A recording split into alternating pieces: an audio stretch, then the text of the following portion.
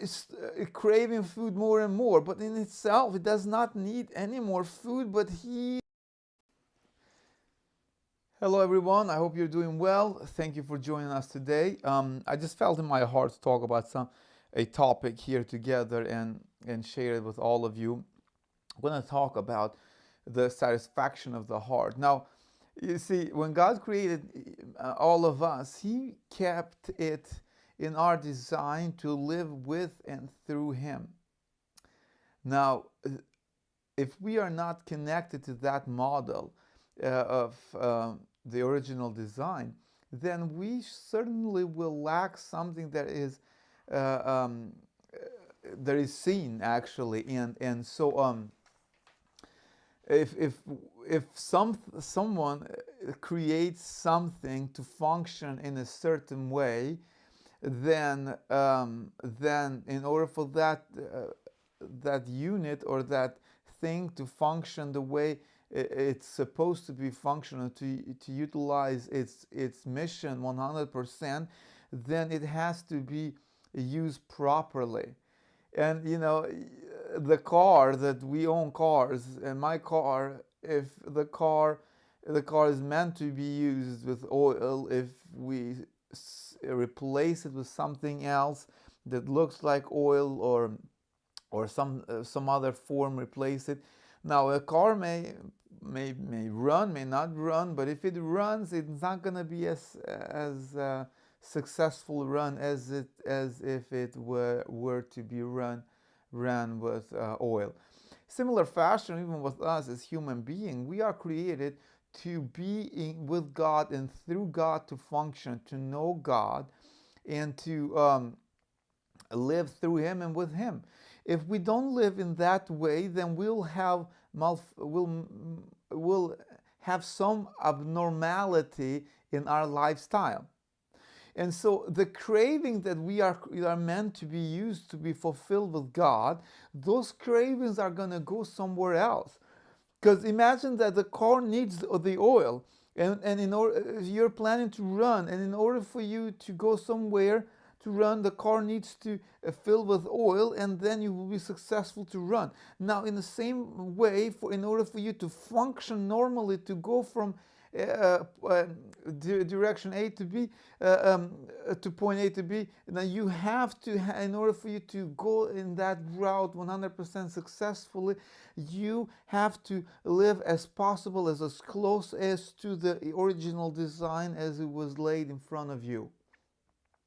Now, if you don't have that, guess what's going to happen? You're going to want to crave that thing with other things. And by doing that, you overindulge one area of your life, thinking that you're going to satisfy it and fulfill the call that you have. Now, in America, lately has been very much excessive, I would say, too much of use of I would say sexual exercise. Now we have the freedom, and in freedom you can choose whenever and whatever you want to do, as long as you don't force it upon others. You want to be this, you want to be that, it's up to you. God gave you the freedom and give you the choice to do that, and without the freedom there will be no free choice, no free will. So God gave us both. But so it doesn't matter on that. So what has happened is that we have rejected the idea of God, that God can fulfill us. We even question the existence of God, which has been thousands of years, very normal, natural. So now our focus is on sexual exercise. So what we do is a culture now, we stress too much on being fulfilled sexually. You know, and the idea is that by doing that, somehow we'll be fulfilled and we'll find the meaning, as though we in the past generation were lacking on sex, and now we have come to this place where if we advertise it and if we promote it to the kids and exercise it and practice it and promote different varieties of sex, we will somehow be fulfilled. You want to be this, you want to be that, and this. I saw a video of a female who says, I feel like a puppy, therefore I have to act like a puppy. I am a puppy entrapped in this body. Anyway, it's again the free country. Things like that in freedom may come. So, but what's going on? Will that phenomenon of you being a puppy fulfill that person? The answer is no. Because what that person is craving Jesus, is craving God. But because there's no God, and you don't even necessarily believe, there's no redemption, there's no healing. So that area that you starve, you're going to try to fulfill it in this country that is the most promoted is sexuality. So you're going to want to fulfill that, the sexuality. And let me tell you, to be honest with you, if someone from a different culture come in this country and sees the overly use of sexuality, and one will have two options here to make a conclusion of why these things are this way. Why in this country? A, people will think they're starving. They starved sexually in the past, therefore now they're trying to overly indulge on this matter. And so that will be one conclusion. Another conclusion is that we have used it way too much and have become somehow replaced the notion of the idea of God into sexuality. Sexuality has become like an idol and we cannot stop ourselves. Now, the truth be said, that is correct. The second argument, the conclusion is way more correct because we know that American people don't starve sexually. We know that's the other way around. It's like an obese person, you know, is craving food more and more, but in itself, it does not need any more food, but his body is given these signs that he needs more food and he has become addicted and food is mastering him, not he cannot master food. So food has become his idol in a way and he cannot stop himself. And you can see on the expansion of the body, the skin and all that. And it's not healthy for the person. So instead of God being God and food having its place, food takes place of God. And that's abnormal and it has abnormal consequences of it, and your body gets different kind of sickness and you get easily sick.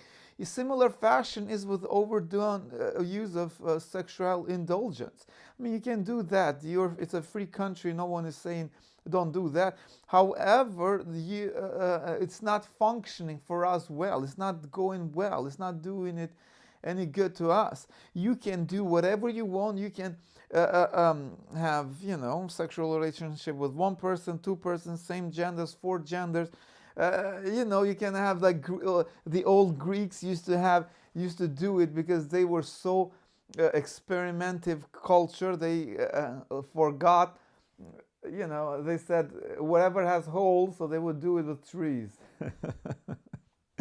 That might sound bizarre to us today, but nevertheless, if we continue this path, those things will be normal too, be exercised normal. But does that produce freedom? Does that produce anything? No. It is a fake satisfaction, a fake way of choosing happiness without God. There is no happiness without God. There's no fulfillment without God. And so, as a matter of fact, you know, I heard a statistic that 66% of people who change the gender have suicidal thoughts and struggle with depression. Now, is that a social thing? No, I don't think so, because society has very much accepted that standard and pushing it, even forcing on you and all that. I'm not going to go there. But what is going on there? It's going on that these things that you're trying to fill, that crave for Jesus, are not helping you, are not helping the world around you, not helping your family in anything. It's something that is considered in the past abnormal. You practicing, don't think that it's going to fulfill any desire. Don't think that overdoing or overusing of only one part of human satisfactory program that will give you life in fullness. Yes, sex is good in itself, but it's not the end of all. It's not. So don't be tricked. So my encouragement to all of us is this, that as the world goes on to fulfill their call without God, which is impossible, you know, we have to be cautious to go back to our craving with God, because God is God is the Spirit, God is the life in itself, and He created us in that way so that without Him we can do nothing. Without Him we cannot understand the meaning of life, and without that craving that God gives into us, we cannot replace that with anything. We'll be a car that functions, but it's almost as a dead. You know, all of these other things are like chasing the wind but not catching it. But you touch the wind. It's just like even the obese person, you know, eating and eating, never feeling satisfied. It's something is missing in here. And something is missing, and that's the good news of the gospel, that He came and to give us and to deliver us from any kind of unhealthy craving.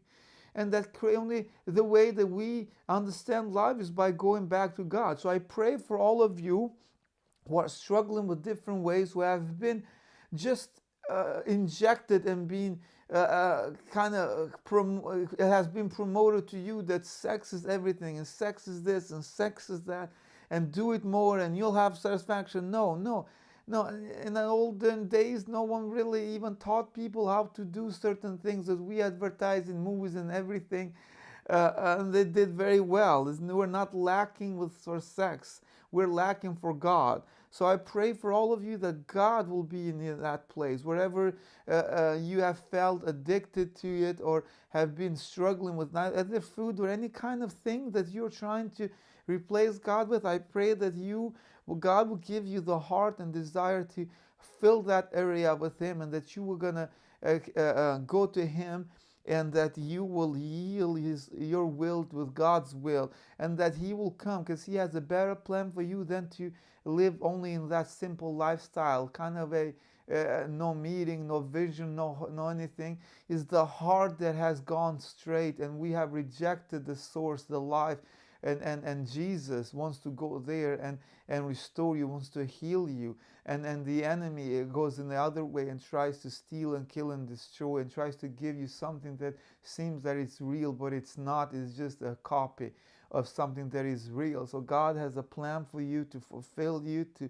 heal you, to give you a new life. So seek Jesus today and be filled with Him, and stop chasing the wind. And we all were there. No judgment, no condemnation. God loves you where you are. He just wants you to live the fullness of you, and you will never, and you and I can never do that unless we have Him. So bless you all, and talk to you later. Thank you for